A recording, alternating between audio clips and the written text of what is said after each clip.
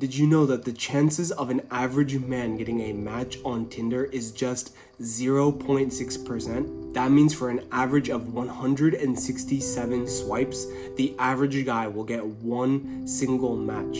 In contrast, the average woman has a 10% chance. In this video, I'm going to be going over the ugly truth of dating apps, as well as explain how dating apps have used the exact same strategies that casinos use to keep you hooked, as well as at the end of the video, explain what you should use instead of dating apps. So with that, it's officially cuffing season, or it's going to be. Summer is over and it's officially time for movies that are spooky and for grabbing the booty. What did he say? With that, are you cuffed?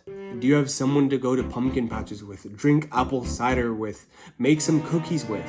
If not, you might be tempted to go down the disgusting path of triage of apps for assistance. You quickly throw up a shitty profile, throw up some shitty pictures, and go to town. You start swiping viciously, and in just a couple of minutes, you're out of likes. You sit back a day or two, and you wait. And absolutely 0 likes. I know I'm making fun of you guys in this scenario, but this was legitimately me towards the end of high school and my early years of college. I would be in the middle of deep work and I would just randomly think about whether I've gotten new likes. Should I try to put in more effort? It's a numbers game. The more I'm on it, the more chances I have of getting a match. While I did have a little bit more success towards the end of college by uploading better pictures and better prompts, I realized that there is no way that these apps are the new way or the method for our generation to find a significant other. With all these BS accounts, catfishing, girls who are just on there for their own self-validation, you are left with a pool of bakvas. Now, this led me into wanting to do some research on this, and what I found is kind of shocking. Tinder reports that 30 to 40% of its users find meaningful connections. Other surveys show that 30 to 35% of its users on Bumble have found a significant other or have gone on multiple dates. Surveys from Hinge show that 40 to 50% of its users who use the app are able to find a relationship. Now, these numbers show a couple of things. The very first thing is that for all of these apps, regardless of its use or its intention, the majority of its users are not finding any success on the app. These numbers are also probably a lot lower than it seems to be. Now, if these numbers are created and sent out by these platforms, these 3 platforms, you already know that's going to be not likely. They're going to be lies. These companies are going to inflate their numbers so that more guys specifically can use their apps. That's the first thing. The second thing, let's say these are self-reported. These are likely going to be self-reported bias. On a dating app, if someone asks, do you get girls? What are you gonna report? Are you gonna put yes or no? Even let's say it's completely anonymous. You know that shit's not anonymous. You are going to lie regardless of how they phrase the question because you don't want to come off as a loser. And the third thing is you don't know what population this sample of people have been taken from. Obviously, in a big city, you are going to have higher numbers and averages than people who live in a suburban town just by sheer population and density. And this is the scary part. And let's just say that these numbers are real. These companies actually secretly want their numbers to be as low as possible. And I'm going to explain why right now. You see, dating apps, or any app for that matter, is a business. And like any business, they provide a service and get paid for that service. If they don't make money, they will become bankrupt and they will ultimately shut down. Which is exactly why, if these dating apps actually found you a partner, found you a significant other, you would no longer need the app. You would no longer need their services, and this would ultimately cause them to shut down. And with that, because I explained that these apps are so negatively biased against men, there are just way more men than there are girls on these platforms, as well as I told you the average success rate is so low. Think about how many of these lonely and desperate men are playing for Tinder Plus, where you get an unlimited amount of likes or swipes. You can see who has liked you. There's all of these features on all of these dating apps that make it easier for you to get a match. Think about how much money they are raking in. If they actually give these men what they want, they are going to lose so much money by doing this. But then this brings up the question, if these apps are so negatively against men, why do they continue to come back and use it? Well, for one, a big part of it, like I just described, is that a lot of young men are lonely and depressed. They have nothing better to do and they are craving some validation from girls. Was that these apps use everything they can in the first week or so to entice you as much as possible to stay on the app for as long as possible.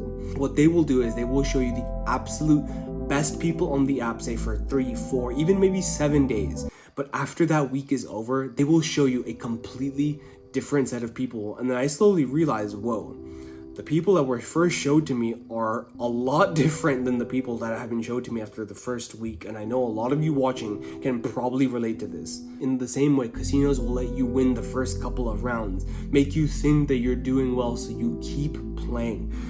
Imagine if you just started at the casino and you just start losing. Who's gonna want to keep playing? They're going to give you some sort of returns that make you think you're winning to keep playing. That's the first thing. And then after a couple of weeks, then they'll start showing you the real pool of people on there. And you'll keep swiping and you'll keep playing. And then you'll realize that you're going on like a cold streak for a little bit where you're not getting enough likes or matches. And then suddenly, randomly, you'll get spurts of like 4, 5, 6, or even 10 in just a few days, or even in a single day. You'll go long periods without getting anything, but then suddenly get it.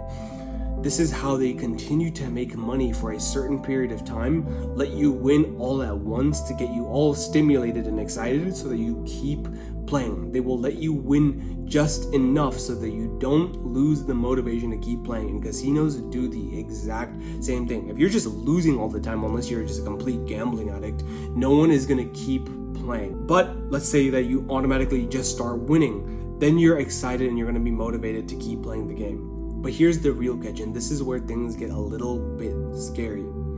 Casinos have a very interesting way of making you bet money.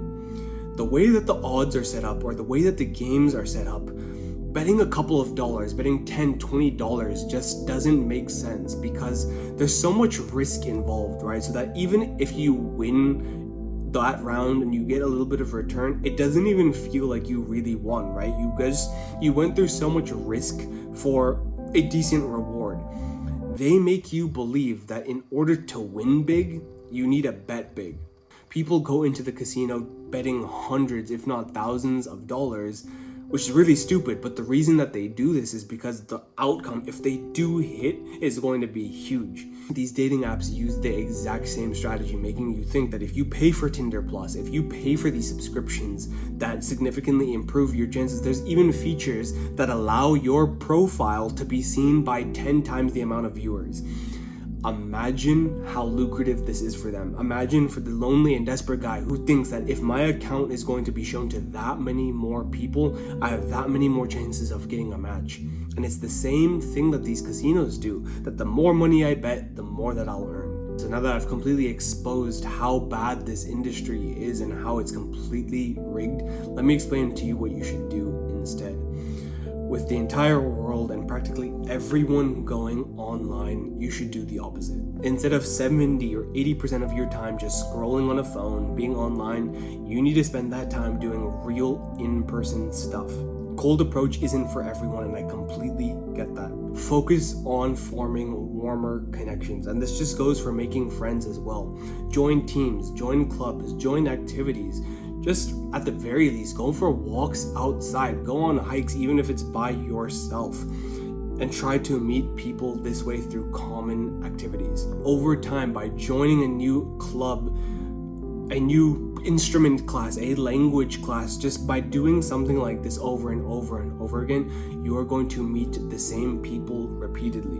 And it's just human nature that the more you see the same people over and over again, the more comfortable you become around them. Your guard becomes lower. You become more opening and trusting towards that other person. Slowly start spilling out your personality to the people around you. Just stop playing the game that these companies have set that are legitimately made for you to lose.